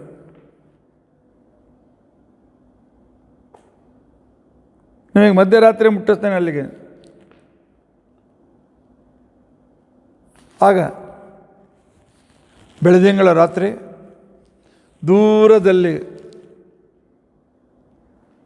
ದೊಡ್ಡ ವೃಕ್ಷ ಕಾಣಿಸ್ತಾ ಇತ್ತು. ಏನಳ, ಆ ಗಿಡದಲ್ಲಿ ಎಷ್ಟು ಎಲೆಗಳಿವೆ ಅಳಂತ ಅದಕ್ಕೆ ಸಾಧ್ಯ ಹೇಳಲಿಕ್ಕೆ? ನಾನು ಹೇಳ್ತೇನೆ. ಇಲ್ಲಿಂದ ದೂರ ಈಗ ಎಲೆಗಳು ಕಾಣಿಸುವ ಆಕೃತಿ, ಅದ್ರ ಪೂರ್ತಿ ಕರೆತಕ್ಕಂಥ ಗಿಡದ ವ್ಯಾಸ, ಇಷ್ಟು ಎಲೆಗಳಿದ್ದಲಿಕ್ಕೆ ಬೇಕು ಅಂತ ತಿಳ್ಕೊಂಡಂಥದ್ದು. ಆಗ ಇವನು ಹೇಳ್ದ, ನನಗೆ ಒಂದು ದೊಡ್ಡ ಸ್ಪರ್ಧೆಯಿಂದ ನಾನು ಸೋತು ಬಂದಿದ್ದೇನೆ. ನನಗೆ ಈ ದ್ಯೂತ ವಿದ್ಯೆಯನ್ನು ಮತ್ತು ಗಣಿತ ವಿದ್ಯೆಯನ್ನು ಕಲಿಸಿ ಅಂತ ತಿಳ್ಕೊಂಡಂತೇಳಿ. ಯಾಕಂದರೆ ಆಗಿನ ಕಾಲ ದ್ಯೂತ ಅಂದರೆ ಈಗಿನ ಕಾಲ ಲೆತ್ತ ಇರಲಿಲ್ಲ. ಒಂದು 8-10 ತಗ್ಗು ಪ್ರದೇಶಗಳನ್ನು ಮಾಡ್ತಿದ್ರು. ಅದರಲ್ಲಿ ಒಂದು ವಿಶಿಷ್ಟವಾದ ಗಿಡದ ಬೀಜ ಹೀಗೆ ಎತ್ತಿ ತೆಗೆದುಕೊಂಡು ಒಂದು ಯಾವುದೋ ಗುಂಪಲ್ಲಿ ಹಾಕಬೇಕು. ಎದುರಿಗಿದ್ದ ವ್ಯಕ್ತಿ ಎಷ್ಟು ಅವು ಇವೆ ಅಂತ ಹೇಳಬೇಕು. ಅಂದರೆ ಅದು ಆ ಕುಣಿಯಲ್ಲಿ ಎಷ್ಟರವರೆಗೂ ಬಂದಿದೆ ಅಂದರೆ ಎಷ್ಟು ಇರ್ಬೋದು ಅಂತ ತಿಳ್ಕೊಂಡು ಅಂತ ಹೇಳಿ. ಈ ರೀತಿ ದ್ಯೂತ ಕ್ರಮ ಇತ್ತು. ಆಗ ಅವನು ಹೇಳ್ದ, ನೀನು ನನಗೇನು ಕೊಡ್ತಿ? ಇಂಥ ಅದ್ಭುತ ವಿದ್ಯೆ ನೀನು ಕೊಡಬೇಕಾದ್ರೆ ನೀನು ನನಗೇನು ಕೊಡ್ತಿ? ಅವನು ಹೇಳ್ದ, ನಾನು ನಿಮಗೆ ಅಶ್ವವಿದ್ಯೆಯನ್ನು ಕಲಿಸಿಕೊಡ್ತೇನೆ. ಈ ವಿದ್ಯೆಯಿಂದ ಎಂಥ ಕುದುರೆ ಇದ್ದರೂ ಆ ಅಭಿಮಂತ್ರಣದಿಂದ ಅದನ್ನು ಎಷ್ಟು ಬೇಗ ಎಷ್ಟು ದೂರ ಇದ್ದರೂ ಬೇಗ ಅಲ್ಲಿ ಹೋಗಿ ಸೇರ್ಲಿಕ್ಕೆ ಆಗ್ತದೆ. ಪರಸ್ಪರ ವಿದ್ಯೆ ವಿನಿಮಯ ಮಾಡಿಕೊಂಡಿದ್ದಾರೆ. ಮಧ್ಯರಾತ್ರಿಯಲ್ಲೇ ಮುಟ್ಟಿಬಿಟ್ಟ. ರಾಜನ ಸುದ್ದಿ ಗೊತ್ತಾಯ್ತು, ಎಷ್ಟು ಬೇಗ ಹೇಗೆ ಬಂದೆ ಅಂತ ತಿಳ್ಕೊಂಡಂತೇಳಿ. ಆ ರಥದ ಬರುವಾಗಿರ್ತಕ್ಕಂಥ ವೇಗದ ಧ್ವನಿ ಕೇಳಿಯೇ ದಮಯಂತಿ ನಿಶ್ಚಯ ಮಾಡಿದ್ಲು, ಇವನು ನಲ, ಬೇರೆ ಯಾರಿಗೂ ಈ ರೀತಿ ರಥ ನಡೆಸಲಿಕ್ಕೆ ಬರೋದಿಲ್ಲ. ಮಧ್ಯರಾತ್ರಿ ವ್ಯವಸ್ಥೆ ಏನು ಮಾಡಿದ್ದಾರೆ, ಮಧ್ಯಾಹ್ನ 12 ಗಂಟೆಗೆ ಸ್ವಯಂವರ ಇರಲಿಲ್ಲ, ಏನಿರಲಿಲ್ಲ. ಸುಮ್ಮನೆ ಸುಳ್ಳು ಹೇಳಿ ಕಳಿಸಿದ್ರು. ಆ ಕಾಲದಲ್ಲಿ ಎಲ್ಲಿ ಇಳಿಸಿದ್ರು ಅಲ್ಲಿ ದಮಯಂತಿ ತನ್ನ ದೂತರನ್ನು ಬೆಳಗ್ಗೆ ಕಳಿಸಿಕೊಟ್ಟಿದ್ದಾಳೆ. ರಾಜ ಸ್ನಾನ ಸಂಧ್ಯಾನ ಮಾಡಿದ, ಇವನು ತನ್ನ ಮುಗಿಸಿದ್ದ. ಇವನು ಒಂದೇ ಕಡೆ ಕೂತ್ಕೊಂಡು ಹೀಗೆ ಆಕಾಶ ಕಣ್ಣು ನೋಡ್ತಾ ಕಣ್ಣಿಂದ ಧಾರೆಯಾಗಿ ನೀರು. ಯಾಕೆ ತನ್ನ ಬೀಗರ ಮನೆಗೆ ಬಂದಿದ್ದಾನೆ, ದಮಯಂತಿ ಸ್ವಯಂವರ, ನನ್ನ ಹೆಂಡತಿ 2ನೇ ಮದುವೆ ಮಾಡ್ಕೊಳ್ತಾ ಇದ್ದಾಳೆ ಅಂತ ಅನ್ನೋ ದುಃಖ ಬೇರೆ. ಬಂದಿರ್ತಕ್ಕಂಥವ್ರು ಹಳ್ಳಿ ಪ್ರಾರಂಭ ಮಾಡಿ, ಯಾಕೆ ಹೇಳ್ತಿ, ಏನು ಮಾಡಲಿ, ಹೆಂಡತಿ ಮಕ್ಕಳು ದೂರ ಆಗಿದ್ದ. ಹೆಂಡತಿ ಇದ್ಲ, ಹೌದು, ಹೆಂಡತಿ 2 ಮಕ್ಕಳಿದ್ರು. ಯಾಕೆ ದೂರ ಆದರು? ದೈವ ವಿಧಾನ.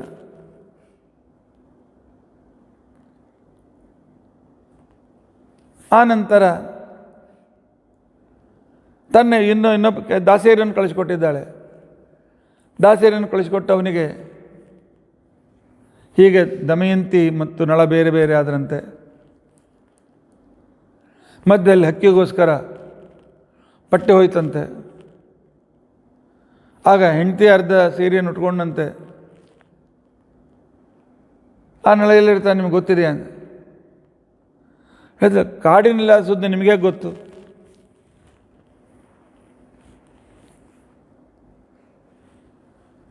ಆಗಿರ್ಬೇಕುಡು ಅಂತ ತಿಳ್ಕೊಂಡಂತ. ಆಮೇಲೆ ನನ್ನ ಪರಿಚಯ ಕೊಡಬಾರದು ಅಂತ ತಿಳ್ಕೊಂಡಂತ. ಕೊನೆಗೆ ತನ್ನ 2 ಮಕ್ಕಳನ್ನು ಕಳಿಸಿಕೊಟ್ಟಿದ್ದಾಳೆ. ಅವರು ಬಂದಾಕ್ಷಣಕ್ಕೆ ಇಬ್ಬರನ್ನು ಒಪ್ಪಿಕೊಂಡು ಗಳಗಳಾಳ್ತಾ ಇದ್ದಾನೆ ನಳ. 70% ಆ ವೇಗದಿಂದ ಬಂದದ್ದೇ ನಿಶ್ಚಯ ಆಗಿತ್ತು. ದಾಸೇರ ಮಾತು 80%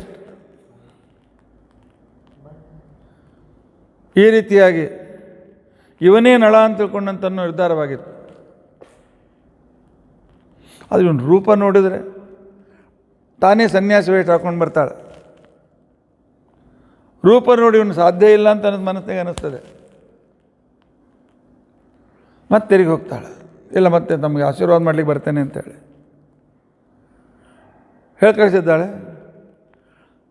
ಅಶ್ವಕರು ಬೇರೆ ತಮ್ಮ ಅಡುಗೆ ಬೇರೆ ಮಾಡ್ಕೊಳ್ಬೇಕು, ಅಡುಗೆ ಸಾಮಾನು ನಿಮಗೆ ಕೊಡ್ತದೆ ಅಂತ ತಿಳ್ಕೊಂಡು ಅಂತ ಹೇಳಿ ಆಗಲ್ಲ ಮಾಡ್ಕೋತೀನಿ ಅಂತ ಹೇಳಿ ಅವಳು ಹೇಳಿದ್ಲು, ಕೇವಲ ಅಡುಗೆ ಸಾಮಾನು ಮುಟ್ಟಿಸ್ಬೇಕು, ನೀರು ಕೊಡು ಹಂಗಿಲ್ಲ, ಬೆಂಕಿ ವ್ಯವಸ್ಥೆ ಮಾಡುವಂತಿಲ್ಲ.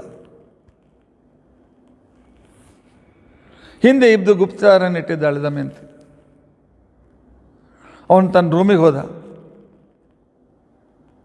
ಅಗ್ನಿಯನ್ನು ಪ್ರಾರ್ಥನೆ ಮಾಡಿದ. ದಗದಗ ಅಲ್ಲಿ ತಾನೇ ಅಗ್ಗಿ ಬಿಡ್ತು. ಅಲ್ಲಿ ಕಟ್ಟಿಗೆ ಇರಲಿಲ್ಲ, ಏನಿರಲಿಲ್ಲ, ಅಗ್ನಿ ಉರ್ಲಿಕ್ಕೆ ಪ್ರಾರಂಭ ಆಯಿತು. ಪಾತ್ರೆಯನ್ನು ಅದ್ರ ಮೇಲೆ ಹಿಡಿದ, ವರುಣನ ಸ್ಮರಣೆ ಮಾಡಿದ, ನೀರು ಬೀಳಲಿಕ್ಕೆ ಪ್ರಾರಂಭ ಆಯಿತು. ಸುಮಾರು 10-15 ಥರದ ಅಡುಗೆಗಳು ಊಟ ಮಾಡಿ ಕಳಿಸ್ಕೊಟ್ಟ. ಯಾರ್ಯಾವುದು ನಿಮ್ಮಲ್ಲಿ ಕೊಡಿ ಅಂತ ಅವ್ರು ತಂದು ತೊಳೆದ್ರೆ ಅದರ ವಾಸನೆ ರುಚಿ ನೋಡಿ ಅವಳಿಗೆ ಇವು ನಳನ ಅಡುಗೆ ಅಂತ ತಿಳ್ಕೊಂಡ. ಇನ್ನು ಕೊನೆಗೆ ತಾನೇ ನಿಶ್ಚಯ ಮಾಡಿದ್ದಾಳೆ. ಸನ್ಯಾಸಿನಿ ವೇಟೆಯಿಂದ ಬಂದಿದ್ದಾಳೆ ಅವನ ಹತ್ರ. ಬಂದು ಹೇಳ್ತಾಳೆ, ತಾವು ನಿಜವಾಗಿಯೂ ನಳ ಮಹಾರಾಜರಾಗಿದ್ದರೆ ಈ ರೀತಿ ಏಕಾಯಿತು ಹೇಳ, ನನಗೆ ನಳ ಬೇಕು, ರೂಪ ಬೇಕಾಗಿಲ್ಲ. ನಿನ್ನಂಥವರು 2ನೇ ಮದುವೆ ಮಾಡ್ಕೊಳ್ಳಿ ಕೊಟ್ಟಿ ಅಂತೆ, ನೀನು ನಿನಗಂತ ಇರುತ್ತೆ ನಳನ್ ಆ ಗಂಡನ ಸ್ಮರಣೆ ಏನು ಮಾಡ್ತಿ? ಅವಳು ಹೇಳಿದ್ಲು, ಸ್ವಯಂವರಿಲ್ಲ, ಏನೂ ಇಲ್ಲ, ನಿಮ್ಮ ಅಶ್ವವಿದ್ಯೆಯನ್ನು ನೋಡಿ ಇರಬೇಕೇನು ಅಂತ ತಿಳ್ಕೊಂಡಂತ ಹೇಳಿ ನಾನು ಕರೆದುಕೊಂಡು ಬಂದೆ. ನಾನು ಪರಪುರುಷ ಜೊತೆಗೆ ಇದೇ ಫಸ್ಟೆಲ್ಲ ಮಾತನಾಡ್ತಾ ಇದ್ದೇನೆ. 95% ಎಲ್ಲ ಲಕ್ಷಣಗಳಿವೆ. ತಾವು ಹಿರಿಯರು ಎಷ್ಟಾದರೂ ನನ್ನನ್ನು ನಿಮ್ಮ ಸಮೀಪದವಳು ಅಂತ ತಿಳ್ಕೊಂಡು ಅಂತೇಳಿ ಆಶೀರ್ವಾದ ಮಾಡಿ ನಳನನ್ನು ನೋಡಿದ್ದೀರಾ ಅಥವಾ ನೀವೇ ನಳರೇ? ಕೊನೆಗೆ ನಳ ಹೆಚ್ಚು ಪರೀಕ್ಷೆ ಮಾಡೋದು ಬೇಡ ಅಂತ ತಿಳ್ಕೊಂಡು ಅಂತೇಳಿ ಸೊಂಟಕ್ಕೆ ಕಟ್ಟಿಕೊಂಡಿರ್ತಕ್ಕಂಥ ಬಟ್ಟೆಯನ್ನು ತೆಗೆದು ತನ್ನ ಮೇಲೆ ಹೊತ್ಕೊಂಡಿದ್ದಾನೆ. ಮೊದಲಿನಂಥ ರೂಪ ಬಂದಿದೆ. ರಾಜನವರಿಗೂ ಸುದ್ದಿ ಮುಟ್ಟಿದೆ. ವಿಜೃಂಭಣೆಯಿಂದ ನಳನನ್ನು ಕರೆದುಕೊಂಡು ಬಂದಿದ್ದಾರೆ. ಋತುಪರ್ಣ ನಳಮಹಾರಾಜನ ನಮಸ್ಕಾರ ಮಾಡಿ, ಮಹಾರಾಯ ಸೇವಕ ಅಂತ ಎಷ್ಟು ಸಲ ಬೈದಿದ್ನು ನಿನಗೆ, ಎಷ್ಟು ಸಲ ನಿನಗೆ ಜಬರಿಸಿದ್ನು, ಜಗತ್ ಚಕ್ರವರ್ತಿ ನೀನು, ನೀನು ನಳಮಹಾರಾಜ, ನಿನ್ನ ಮುಂದೆ ನಾವ್ಯಾರು? ಇಲ್ಲ, ನಿಮ್ಮ ಉಪಕಾರ ನಾವು ಮರೀಲಿಕ್ಕೆ ಆಗೋದಿಲ್ಲ ಅಂತೇಳಿ ಮತ್ತೆ ತೆರಿಗೆ ಬಂದು ಆ ಋತುಪರ್ಣನಿಂದ ಕಲಿತಿರ್ತಕ್ಕಂಥ ದ್ಯೂತ ವಿದ್ಯೆಯಿಂದ ಪುಷ್ಕರನನ್ನು ಸೋಲಿಸಿ ತನ್ನ ರಾಜ್ಯವನ್ನು ತೆರಿಗೆ ಪಡೆದಿದ್ದಾನೆ. ಇಂತಹ ಅದ್ಭುತವಾಗಿರ್ತಕ್ಕಂಥ ಅವಳ ಪಾತಿವೃತ್ಯ, ಇವನಲ್ಲಿರ್ತಕ್ಕಂಥ ದೈವೀ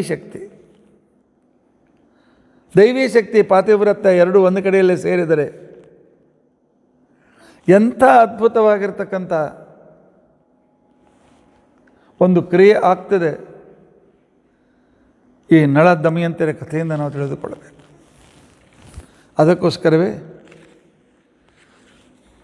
ಭಾಗವತಕಾರರು ಹೇಳ್ತಾರೆ, ಋತುಪರ್ಣ ಇವನು ಋತುಪರ್ಣೋ ನಲಸಖಃ. ಭಾಗವತ ಒಂದೇ ಶ್ಲೋಕಕ್ಕೆ ಇಷ್ಟೆಲ್ಲ ವಿಸ್ತಾರ ಕಥೆಯೆಲ್ಲ ನಾನು ಮಹಾಭಾರತದ ಹೇಳಿದ್ದು. ಋತುಪರ್ಣ ನಲಸಖಃ, ನಳಮಹಾರಾಜನ ಮಿತ್ರ ಋತುಪರ್ಣ. ಯಹ ಅಶ್ವವಿದ್ಯಾಂ ಮಯಾನ್ನಲಾತ್, ಅಶ್ವವಿದ್ಯಾಂ ಅದಾನ್ನಲಾತ್, ಆದಾನ್ನಲಾತ್, ಅಶ್ವವಿದ್ಯೆಯನ್ನು ನಲ್ಲಿಂದ ಕಲಿತು ದತ್ವಾತ ಅಕ್ಷರದಯಂ, ಅವನಿಗೆ ದ್ಯೂತವಿದ್ಯೆಯನ್ನು ಕಲಿಸಿಕೊಂಡು ತಸ್ಮೈ ಸರ್ವಕಾಮ ಅಂತ ಅದ್ಭುತ ಋತುಪರ್ಣ ರಾಜ ಆಗಿ ಹೋದ. ಅವನ ಮಗನೇ ಸರ್ವಕಾಮ ಅಂತ ತಿಳ್ಕೊಂಡಂತೇಳಿ ಇಷ್ಟೊಂದು ಶ್ಲೋಕದಲ್ಲಿ ಸಂಕ್ಷಿಪ್ತವಾಗಿ ಹೇಳಿದ್ದಾರೆ. ಗೊತ್ತಿದ್ದ ಕಥೆ, ಆದರೆ ನಮ್ಮ ಕಥೆಗಳು ಎಷ್ಟು ಅದ್ಭುತ. ಮಕ್ಕಳಿಗಿಂತ ಕಥೆನ ಹೇಳೋಣ ನಾವು. ಆದರೆ ಮಹಾಭಾರತ ಹೇಳ್ತಾರೆ, ಕಲಿ ನಮ್ಮಲ್ಲಿ ಪ್ರವೇಶವಾಗದಂತೆ ನೋಡ್ಕೊಳ್ಬೇಕಲ್ಲ. ಈಗಿನ ದಿವಸದಲ್ಲಿ ಮನೆಯಲ್ಲೇ ಬಾತ್ರೂಮ್ಗಳು, ಆದರೆ ಆ ಮನೆಯಲ್ಲಿದೆ ಅಂತ್ಕೊಂಡು ಅಂತೇಳಿ ಕೈಕಾಲು ತೊಗೊಳೋದು ಬಿಡಬೇಡಿ, ತಪ್ಪದೆ ತೊಳ್ಕೊಳ್ಳೇಬೇಕು. ಆಗಲೇ ಹೇಳಿದಂತೆ ಕಲಿ ಪ್ರವೇಶವಾಗದಂತೆ ನೋಡ್ಕೊಳ್ಬೇಕು. ಆದರೆ ಧರ್ಮಶಾಸ್ತ್ರ ನಮಗೊಂದು ಶ್ಲೋಕ ಕೊಡ್ತದೆ. ಈ ಶ್ಲೋಕ ದಿನಾಲೂ ಹೇಳಿ, ಕಲಿ ಪ್ರವೇಶ ಆಗೋದಿಲ್ಲ, ಆಗಿದ್ದರೂ ಹೊರಟೋಗ್ತದೆ.